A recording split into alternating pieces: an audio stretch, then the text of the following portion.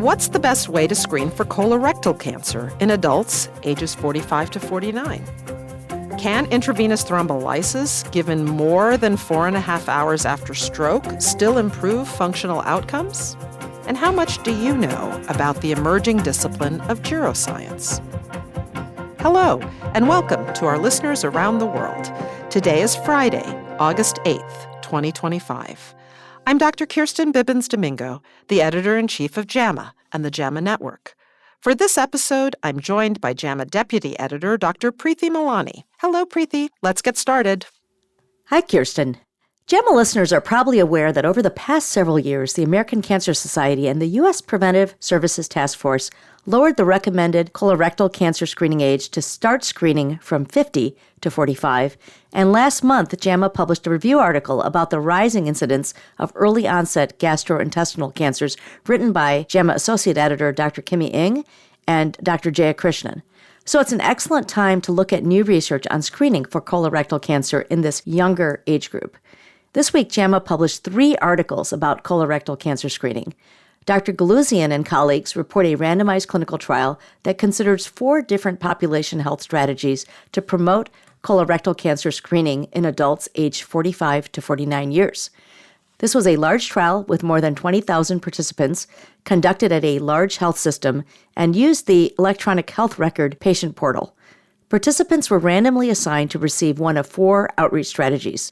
The first 3 choices required active choice through the patient portal and electronic health record. The first was fecal immunochemical testing only. The second was colonoscopy only.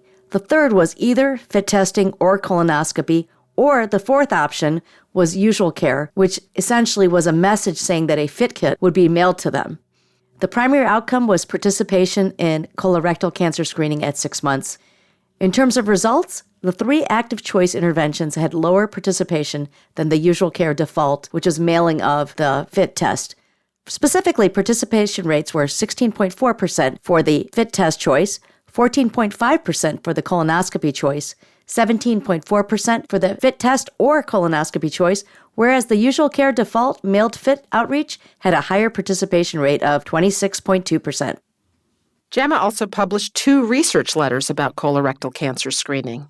In the first, Professor Schaefer and colleagues report on colorectal cancer incidence in U.S. adults younger than 55 years of age. They include a colorectal cancer diagnoses from 2004 to 2022, spanning the years 2018 and 2021 when the screening recommendations changed to include those at younger ages. The authors report that local stage colorectal cancer incidence increased from 2019 to 2022, with a 50% relative increase between 2021 to 2022. The authors note that this increase likely reflects the diagnosis of prevalent asymptomatic cancer through first-time screening due to recommendations for adults to begin screening at age 45 years instead of 50 years. The next research letter about colorectal cancer screening in adults under the age of 50 is by Professor Starr and colleagues.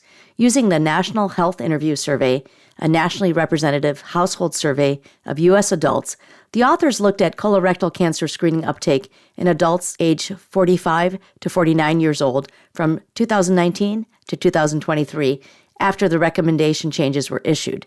They concluded that colorectal cancer screening increased among U.S. adults in this age group during the study timeframe. In a comprehensive editorial, Dr. Murphy and colleagues summarize these 3 studies together. The editorialists highlight the important questions that remain unanswered with respect to screening in younger adults and encourage continued research in this area to evaluate longer-term outcomes of lowering the average risk colorectal cancer screening age. Turning now to stroke care, Dr. Zhou and colleagues report findings from the HOPE randomized clinical trial that took place at 26 stroke centers in China. The investigators assessed the use of IV Alteplase in an extended time window from 4.5 up to 24 hours after acute ischemic stroke onset among patients with salvageable brain tissue identified by perfusion imaging and no initial plan for thrombectomy. Participants were randomly assigned to receive either intravenous Alteplase within 4.5 to 24 hours after stroke or standard medical treatment. The authors found that 40% of patients receiving Alteplase achieved functional independence at 90 days, compared with 26% in the standard care group. The incidence of symptomatic intracranial hemorrhage was higher in the group receiving Alteplase at 3.8%, compared with 0.5% in the standard treatment group. JAMA also published 2 research letters in the Climate Change and Health series about wildfires and health. The devastating Maui wildfires in Hawaii occurred 2 years ago today. A research letter from Dr. Pirtle and colleagues examined the association between these wildfires and suicide and overdose on Maui and the neighboring islands. They found that from January 2014 through December 2023, Maui's highest monthly combined suicide and overdose death rate and suicide death rate both occurred during August 2023, the month of the Maui wildfires. The events in Maui 2 years ago have been devastating at so many levels. And then we have had more recent fires in California.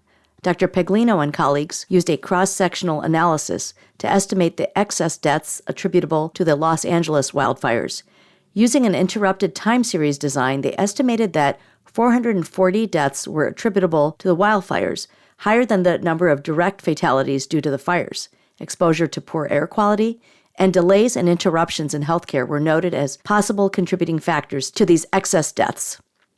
Dr. Angel wrote a captivating editorial on these studies, as well as a third study in JAMA Network Open that also looked at health effects from the Maui wildfires.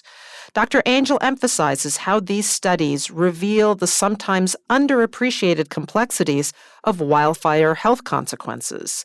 She writes, each of these studies provides a unique example of how health measurements commonly reported from an emergency response, such as direct fatalities, do not sufficiently capture the full health impact of wildfires.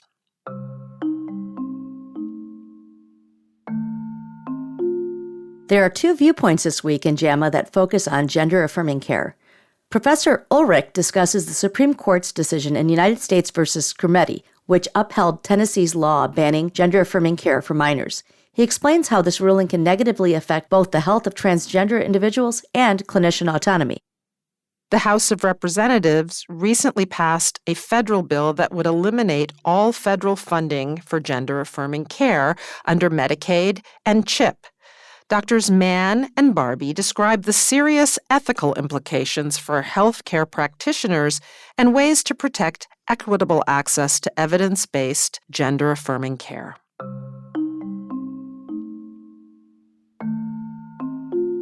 There's plenty to learn in JAMA's Clinical Reviews and Education section this week. Dr. Morford and colleagues have an Insights article about alcohol-related cancer risk. This is particularly relevant following the 2025 advisory from the U.S. Surgeon General. Preeti, I think our listeners would enjoy this week's JAMA review. It's a translational science topic by Dr. Krzyzewski and Cummings, in which they summarize the emerging discipline of Geroscience. They discuss therapies that target aging biology to prevent diseases like stroke, dementia, and physical disability. Dr. Krzyzewski joins JAMA Deputy Editor Dr. Mary McDermott on a JAMA Clinical Reviews podcast to talk more about geroscience, health, and aging. It's really worth a listen. 500,000 people in the U.S. have bronchiectasis without cystic fibrosis. Don't miss out on this week's patient page containing quick, readable facts about this chronic lung condition. To wrap up this week, there's a JAMA Plus AI Conversations podcast featuring Microsoft Chief Medical Officer Dr. Rue. Tune in to learn more about his journey to technology leadership and what lies ahead for artificial intelligence in healthcare. There is so much going on right now, so don't forget that you can always find the latest articles in clinical medicine, biomedical research, public health, and health policy written and researched by our outstanding JAMA Medical News team at jamamedicalnews.com, or you can click on the link in the show notes. Thanks, Preeti, and thank you for tuning in to hear what's new at JAMA this week. These highlights were brought to you by Dr. Preeti Malani and me, Dr. Kirsten Bibbins-Domingo. This episode was produced by Daniel Morrow and Dr. Krista Roberts at the JAMA Network.